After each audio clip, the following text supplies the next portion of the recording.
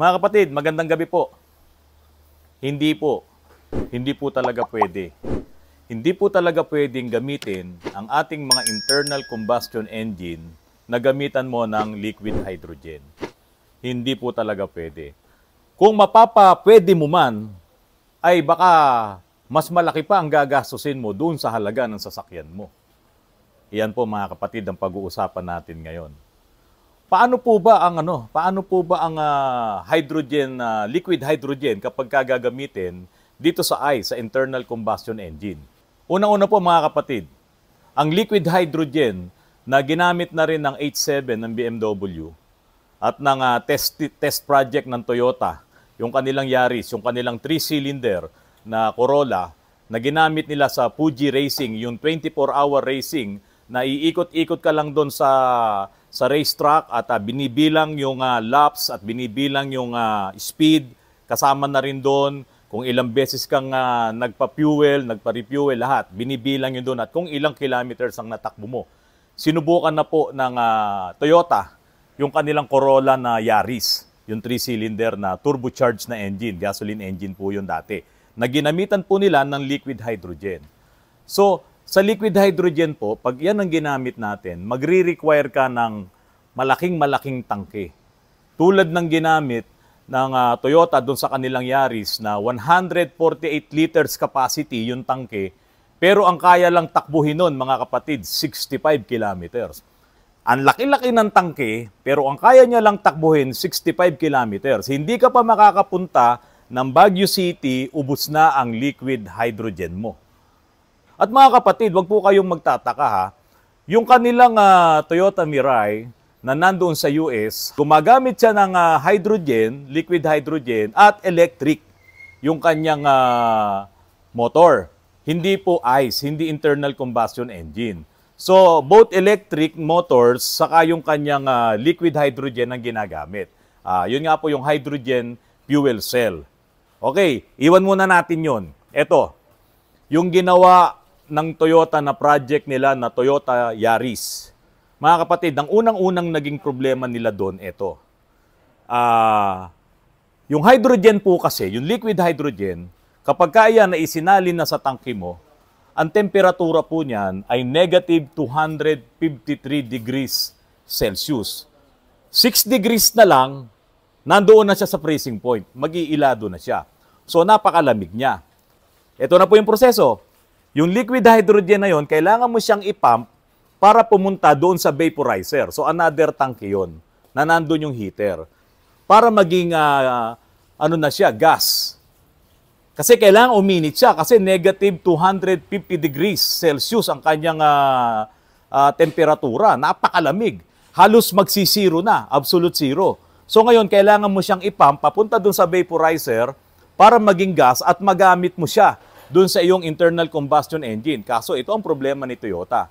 Kaya doon sa racing na sinalihan niya, doon sa Fuji Racing, doon sa 24-hour racing, nagkaroon siya ng problema doon.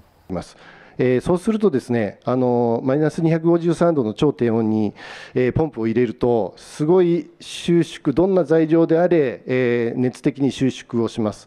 Yung pump po kasi na ginagamit doon sa liquid hydrogen, yung pump nun, parang piston din yan, reciprocated piston.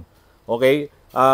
Ipapump niya ngayon, yung liquid hydrogen, paakyat doon sa vaporizer. Kaso ang problema, dahil sobrang lamig ng hydrogen, so yung bakal niya, yung piston niya, nagsishrink. ところに、一つ難しさがありますということと、Mga kapatid, halimbawa, ito, nagbukas ako ng isang bearing dito. Yung po kasing mga bearing na to, for example, ito yung ilalagay natin doon sa kanyang housing. Ito yung bearing, ito yung cap, ito yung pinaka mga bulitas. Ayan, yan yung bearing. Ito po, kung gusto nyong ilagay doon sa paglalagyan niya nang hindi nyo ipe-press o hindi nyo pupukpukin, itong bearing na to, ilagay nyo po ito sa freezer ng inyong refrigerator. Palamigin nyo ng todo. Yung sa tipong, yung tipong halos nagyelo na yung mga gilid, kinapitan na ng yelo, palamigin nyo. Tapos isaksak nyo doon sa housing na paglalagyan. Hindi kayo magpe-press. Hindi nyo kailangan pukpukin. Dahan-dahan ilagay nyo, papasok siya. Bakit po? Nag-shrink siya. So, kung halimbawa, ito yung piston natin, mga kapatid, akyat baba siya, yung pump na yon, yung piston, yung pump, akyat baba siya, nagiging wala siyang kwenta kasi magsishrink to sa sobrang lamig. Yung seal niya, lalo pang liliit yun, magsishrink yun. Kaya hindi siya makabomba ng malakas na pressure. Para iakyat niya yung liquid hydrogen doon sa vaporizer, doon sa heater. するものというのは、そのクリアランスの設計が非常に重要ですので、このあたりマイナス253度に入れたときにピストンがどうなるのか、シリンダーがどうなるのかっていうところを Yan ang isang naging problema ng Toyota doon sa Fuji race na yon. Kaya nga po, nung natapos yung race, ang natakbo niya around 358 kilometers lang. Yun lang ang natakbo niya kasi nga po 2 beses siyang nagpalit ng pump. Doon sa buong duration ng race na yon, 24 hours yon, yung 7 hours doon, naubos niya sa pagpapalit lang ng pump. Yun ang naging problema nung Yaris na ginamit po nila ng Toyota doon sa race na yon. At ang matindi po doon, dahil yun yung kauna-unahan na tinest nila, yung liquid hydrogen, doon sa Toyota Yaris na yan sana nga ang ipagmamalaki po nila eh. Kaso po, naging failure yon. Okay, ito pa po ang matindi. Yung laman nga nung kanilang tangke na 148 liters, 65 kilometers lang ang kayang takbuhin. Kung tutuusin, kung yan ay gagamitin natin na dito sa mga internal combustion engine natin, papayag ka ba na yung 148 liters na capacity ng tangke mo, ang kaya lang takbuhin ay 65 kilometers. Siyempre, unang-una, hindi ka papayag. Ngayon, sabi ng Toyota, para magamit mo yung sasakyan mo, kailangan mo lakihan yung tangke. Ang naging problema pa, dahil sa pumalya-palya, yung kanyang hydrogen pump, yung kanyang fuel pump, dahil sa pumalya, humina po yung pressure. Nung hydrogen, liquid hydrogen, na papasok doon sa vaporizer at papasok doon sa heater, and then yung magiging gas naman nun, yung napainit na gas nung papasok doon sa pressure chamber, kaso hindi ganun kalakas. Mahina. Kaya ang nangyari, dahil sa mahina ang pressure, naging mahina rin ang performance ng makina, yung 3-cylinder na turbocharged.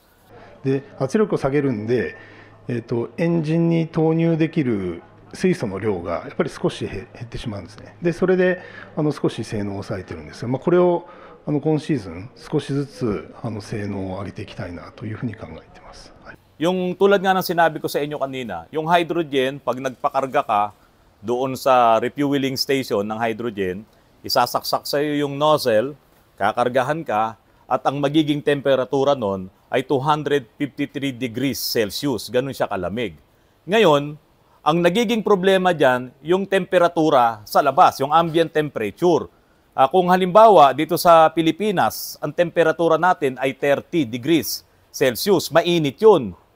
Ang mangyayari doon, mga kapatid, sisingaw at sisingaw si hydrogen. Kasi magiging gas siya.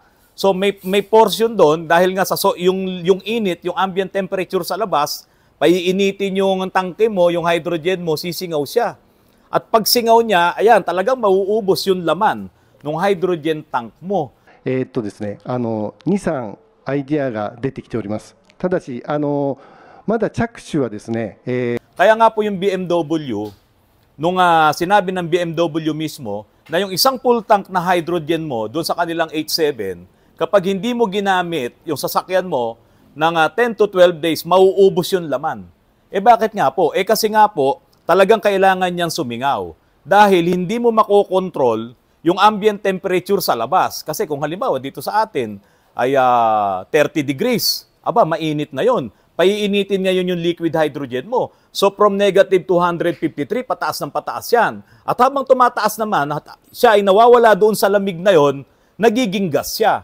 Yung mga hydrogen fueled na mga sasakyan, yung liquid hydrogen, meron siyang catalyst dito, lalabas yung hydrogen, sasalubungin ng oxygen, dadaan doon sa catalyst, ilalabas mo tubig. Lalabas siya, hindi mo siya pwedeng kontrolin. Kaya hindi mo siya pwedeng basta igagarahe na lang sa loob ng garahe mo, nakakulong. Mauubos doon yung hydrogen. Hindi naman siya ganun kadelikado kasi nga nilagyan naman nila yan ng mga safety measures. Kaya nga, pipilitin siya lumabas kapag siya ay naging gas, lalabas yon, sasalubungin ng hydrogen, dadaan sa catalyst, ang lalabas doon tubig. Yun nga kasi yung byproducts niya. So ito po ang magiging problema mga kapatid. Kasi siyempre, yung gas na naiipon mo, mawawala din yun. So magagamit mo ba yan sa yung internal combustion engine? 'Di ba? Masasayang. Dito sa atin, napakainit. Sa Germany, malamig doon. Kaya siguro medyo less yung sumisingaw. Pero sabi nga nila, hindi. 10 to 12 days, ubos yung laman ng isang full tank. May video kong ipapakita sa inyo. Nakapila sila. 4 na sasakyan pumila doon sa refueling station ng hydrogen. Kasi, bawat isang nagkakarga, 30 minutes. O biro mo, kaunting hydrogen lang ang ikakarga mo, 30 minutes kang pipila. Kasi nga po, ang sabi nung nagkakarga, nung kanilang hydrogen boy nila doon, 4 cars lined up. Typically, how long will that take? About a half hour. About half an hour. Yeah. Interesting. Okay. Yeah, because they got to pull up, do their car, lock it into place. And when the machine has been used a lot, Yep. there's been about 20 cars through here today. Yep. It goes even slower. So the more it gets used, the colder it gets, the slower it goes. Interesting. So that's why we're at about a 20-minute wait, as well as the nozzle is starting to freeze onto the nipple. dahil sa dami nga daw po nung nagpakarga, yung kanilang o yung operation, yung mechanical operation ng kanilang makina, pag ikinakarga na yung hydrogen, nagyeyelo. So, pati yung operation ng makina nila, bumabagal. Kasi nga, sa sobrang lamig ng hydrogen, napipilitang magyelo, nag-iilado, pumupunta siya doon sa freezing point. So, isa po yan. Kaya, kung halimbawa, naka-hydrogen, liquid hydrogen ka, yan ang isang may experience mo. Sabi ninyo, yung electric vehicle, matagal din magkarga. Yan pa, mas delikado pa po yan. Kasi habang kinakargahan yan, pwedeng boom. Kasi nga po, highly flammable ang hydrogen. Okay, mga kapatid, ito pa. Dahil nga po, yung proseso ng liquid hydrogen na ipinapump doon sa vaporizer, paiinitin, magiging gas, another tank pupunta siya. At yun na po yung high pressure tank. Doon, hindi na pwede yung square na tank. Okay, yun talaga, spherical na yung tank na yun. Parang tangke na ng mga, LPG. Okay, nandun na siya. Makapal na bakal ang kailangan. Hindi pwede doon yung maninipis na tang na lata, katulad ng ating mga fuel tank. Hindi pwede. Kaya po, yung mga hydrogen tanker na nakikita mo bumabiyahe, ngayon halos wala ka na makita sa araw. Kasi sobrang init talaga ng panahon. So sa gabi na sila bumabiyahe, pero may makikita ka pa rin na sumisingaw. Dahil nga po yun, doon sa ambient temperature at doon sa atmospheric pressure na yung temperatura ng hydrogen na 253 degrees, negative 253 degrees, ay nagiging gas paunti-unti kasi nga naiinitan. Yun yung sumisingaw na yun, yung nagiging gas. Doon sa problema ng Toyota, doon nga sa boil-off issue na yun sa init ng panahon, yung ambient temperature, sinabi naman nila na alam nila yon, pero until now wala pa silang progress doon. Pero yun nga lang, ang gusto talaga naman nila, mapakinabangan yung mga luma nating makina. Kaso, ito nga ang problema, paano mo magagamit ang iyong lumang makina, kahit sabihin mo pa, wag na yung lumang-luma, wag na yung mga 4K, 4D5, lahat yan. Yung mga diesel, wag na. Yun ang bago ngayon, itong nilabas nila ngayon.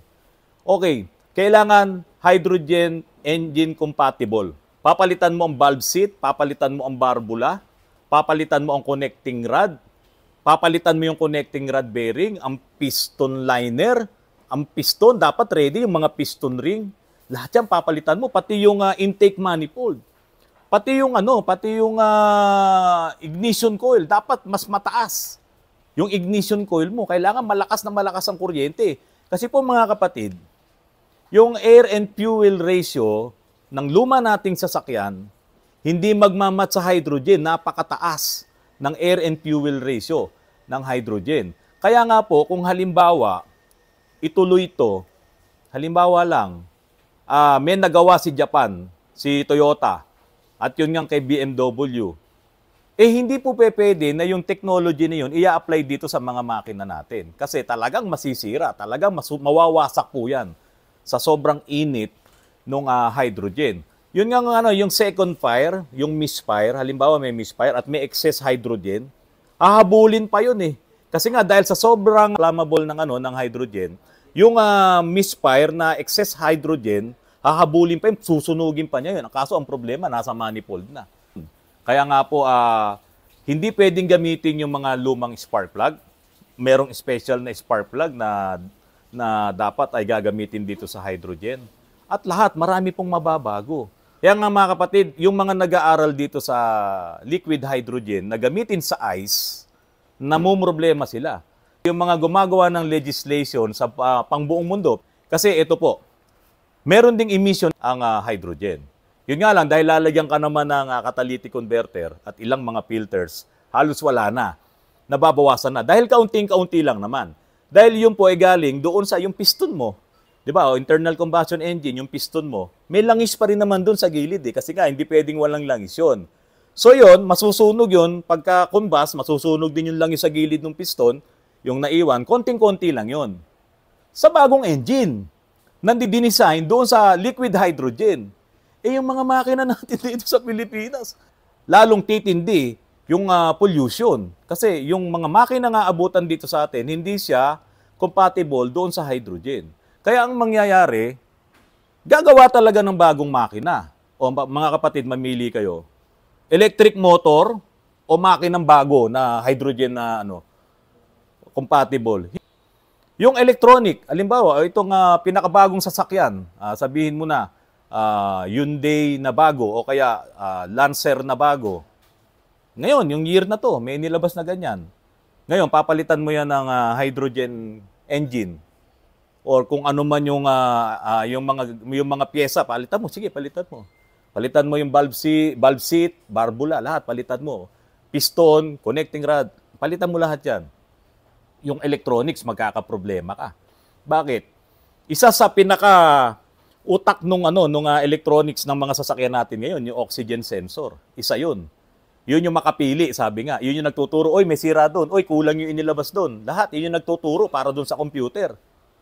Hydrogen. Inalis mo na nga yung oxygen. Nawawalan na nga siya ng trabaho, yung O2 sensor. Kasi bakit? Wala na oxygen eh. So, anong mangyayari doon sa system? Doon sa program?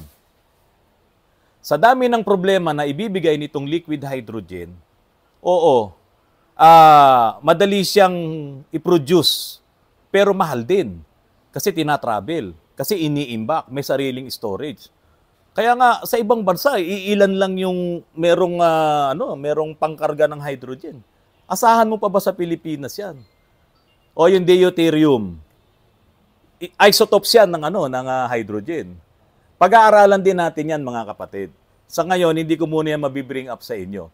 Kasi itong hydrogen, itong liquid hydrogen, tinry na to ng BMW, tinry na to ngayon ng Toyota.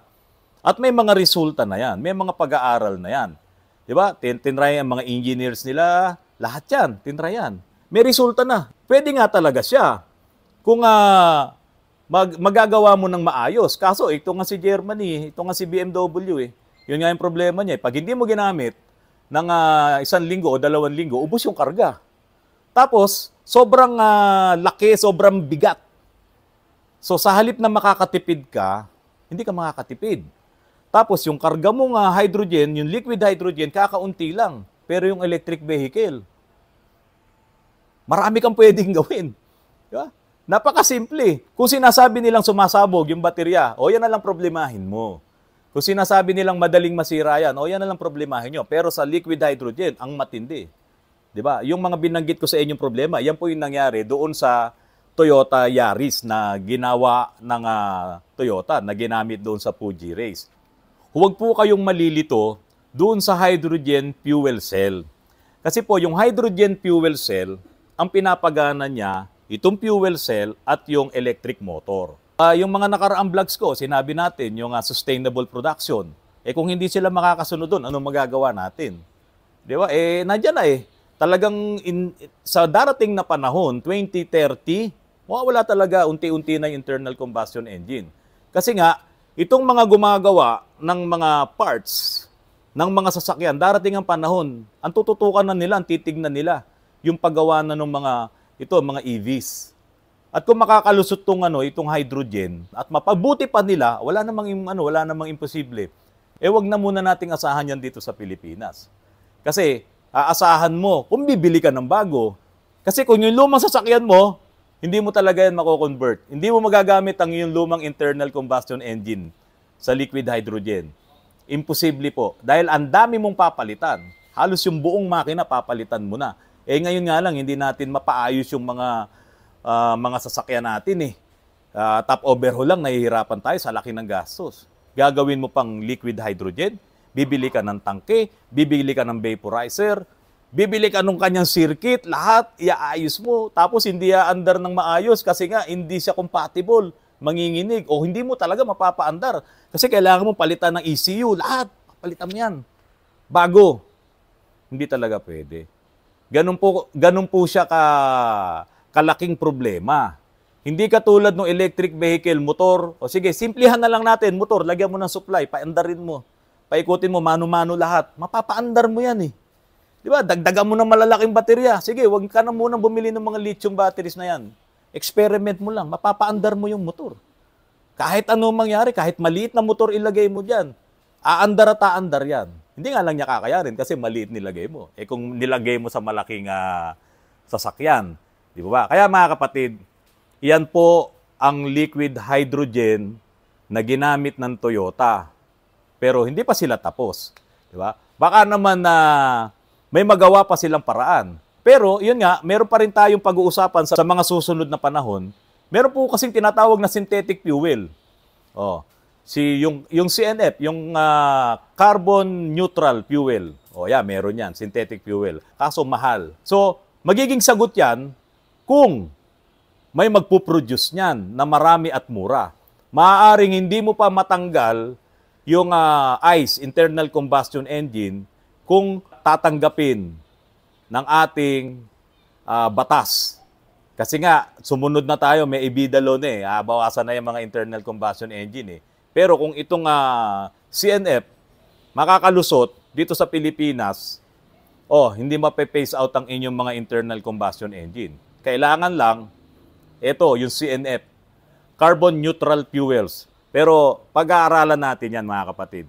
Yun muna po, magandang gabi po sa inyong lahat.